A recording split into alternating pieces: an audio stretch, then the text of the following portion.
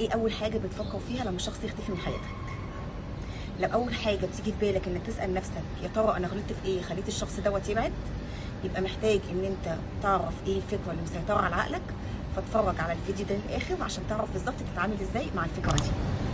المشكله بتبدا لما بسال وبرجع من غير اجابه واضحه للسؤال او سبب واضح للبعد او للاختفاء.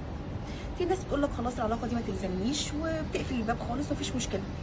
طب في ناس بتسال بس من منطلق او بدافع ان هي عايزه تعرف تصنف العلاقه دي، يا ترى دي علاقه مريحه بالنسبه لي هو عنده اسباب قويه فعلا خلته يبعد فمفيش مشكله، ولا دي علاقه مرهقه فابعد عنها احسن.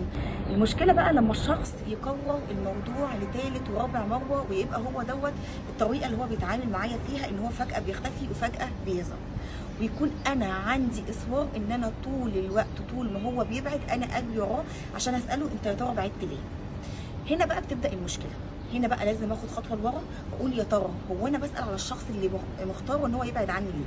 ليه كل مره هو بيختار البعد انا بختار ان انا اسال عليه؟